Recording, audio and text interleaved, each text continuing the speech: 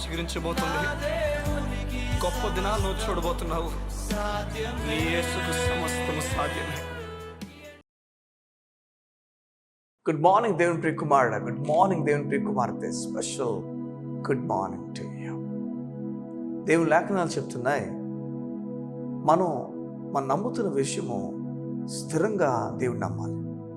ప్రతి దినము మనం నమ్ముతున్న విషయంలో ఒకానొక విషయాన్ని మనం యాడ్ చేసుకుంటూ వెళ్ళాలి. అది ప్రధానంగా అవ్వాలి. చూడండి, మనం భోజనం చేస్తున్నప్పుడు మన ముందున్న కూరలన్నింటినీ కూడా, కర్రీస్ అన్నింటినీ కూడా మనం వడ్డించుకుంటాం. అది మాత్రం కాదు, రసమును, సాంబార్ను, వీటన్నిటిని వేసుకుంటాం.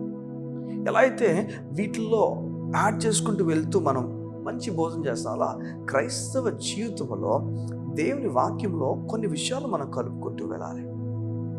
కొన్ని విషయాలు వాక్యంలో కొన్ని విషయాలు ఎత్తి పట్టుకున్నప్పుడు అవి మనకు ప్రతిదినము బలం ఇస్తాయి.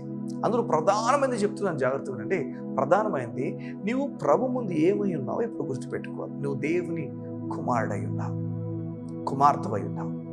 చూడండి, ఎలా అయితే ఒక సీఎంకి కొడుకుంటాడో, పిఎంకి కొడుకుంటాడో, అలాగా నీవు దేవునికి కొడుకు అని, కూతురు అని గుర్తుపెట్టుకోవాలి.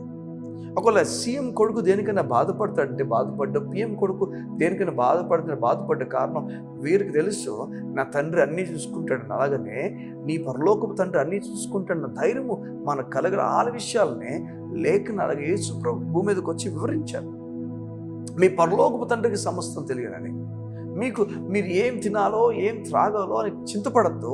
ఇవన్నీ కూడా మీకు కలుగుతాయి. వస్త్రం గురించి ఎందుకు చింతపడుతున్నారు? ఆకాశ పక్షులను చూడ, విత్తవు కోయవు, కోట్లో కూర్చుకున్నావు కదా, ఆయన మీ పరలోకదండి వాటిని పోషిస్తా అని చెప్పి, ఆహారం గురించి చెప్పి, వస్త్రాల విషయానికి వచ్చినట్టుగా చూడండి, అడవి గడ్డిని దేవుడు ఎంత బాగా అలంకరించాడో. ఈ అల్ప విశ్వాసులారా, మిమ్మల్ని బహు నిశ్చయంగా దేవుడు అలంకరిస్తాడు కదా. వీటి గురించి చింతపడతా. అన్ని జనులు వీటన్నిటి విషయం విచారిస్తారు. నీవైతే దేవుని కుమారుడు గనుక, కుమార్తె గనుక నువ్వు కంగారు పడతావు, నువ్వు దుఃఖపడతావు. నీ కొరకు బలమైన కార్యాలు దాచి ఉంచని దేవుడు చెబుతున్నాడు. మీరు ఏమై ఉన్నారో మొదట గుర్తుపెట్టుకోండి. మీరు మీ తండ్రి, ఈ లోకపు తండ్రి బట్టి మీ జీవితం లేదు, ఈ లోకపు తల్లి బట్టి మీ జీవితం లేదు. అది నిజమే. ఈరోజు మీ స్థాయి, మీ జీవిత విషయాలు, మీ చదువు అంతా కూడా మీ తల్లిదండ్రులు బట్టి సాగిందేమో, కానీ దేవుని బట్టి ఇక ముందుకు సాగబోతుంది.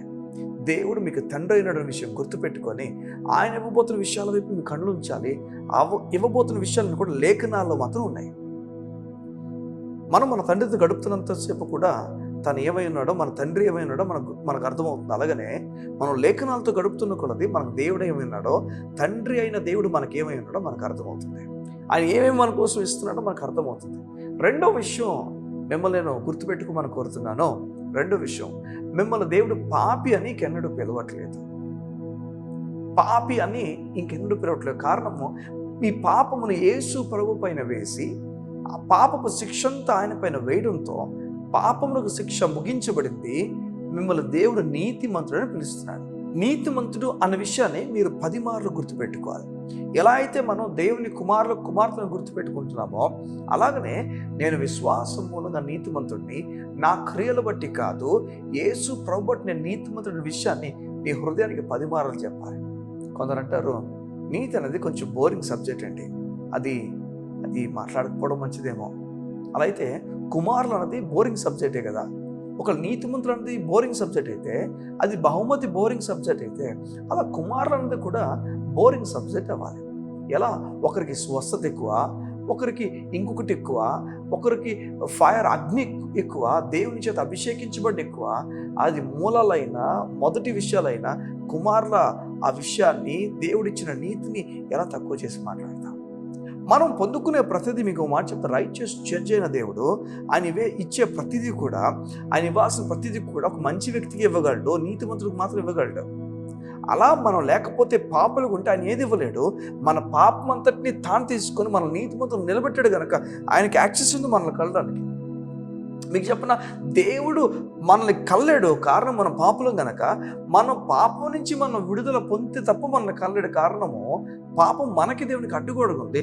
మనం వెళ్ళిపోదాం ప్రయత్నిస్తాం, మనం వెళ్ళాం, దేవుడు వద్దామని చెప్పిన అనుకున్న మన దగ్గర రాలేకపోతుంది. కారణం, పాపము ఆయన కనిపించగానే పాపములకు జీతం మరణము మన పైన వేయాలి. మనల్ని కనలేడు, మనల్ని శిక్షించాలి. సంగమా, మనల్ని శిక్షించకుండా యేసు ప్రభువుని శిక్షించి మనల్ని తన కుమార్తెలుగా నీతిమంతులుగా పిలుస్తున్నాడు. ఈరోజు ఈ విషయాన్ని గుర్తుపెట్టుకోండి.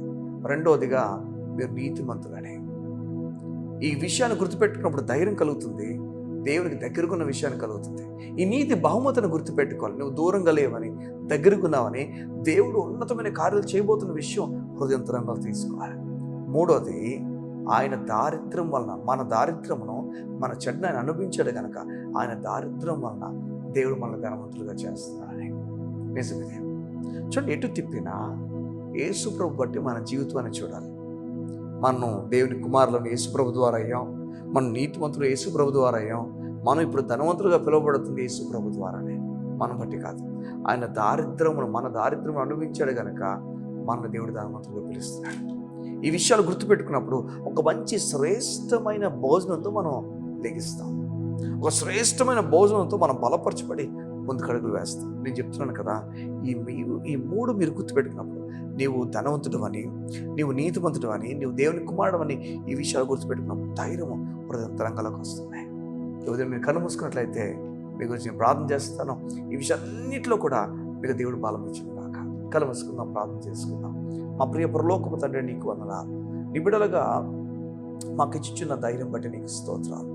నీవు మాతో మాట్లాడావు. ఏ విషయాలు జ్ఞాపకం చేసుకోవాలి, ఏ విషయాలతో బలపరచబడాలి, ఈ విషయాలన్నీ మాతో మాట్లాడి ఆదరించినందుకు నీకు వందనాలు. అయ్యా, నీ బిడ్డలు ఈ విషయాలు జ్ఞాపకం చేసుకోవట్లేదేమో మధ్యకాలంలో. వారి బాధను, వారి కష్టాన్ని, వారి నిట్టూర్పును జ్ఞాపకం చేసుకొని బాధపడిపోతున్నారేమో. అది వారు జ్ఞాపకం చేస్తావు. వారు నీ కుమార్తెలని, వారు నీతిమంతులని, వారు దీవించబడిన వ్యక్తి అని, వారు దారిద్ర్యం వల్ల నీవు మా దారిద్ర్యం అనుభవించి మమ్మల్ని ధనవంతులు చేస్తున్న మాట నీ బిడ్డలు జ్ఞాపకం చేసుకొని ఆ విషయంలో బలపరచబడుతుగాక. నీ కృపా సహాయం మెండుగా నీ బిడ్డలు ప్రకటించవచ్చు. యేసు నామమున నెమ్మదిని వారి పని పలుకుతున్నాను తండ్రి. ఆమేన్, ఆమేన్, ఆమేన్. బహు నెమ్మది మిమ్మల్ని ఆవరించును గాక. బహు నెమ్మదితో మీరు ముందుకు వెళ్తారు గాక. God bless you. See you tomorrow.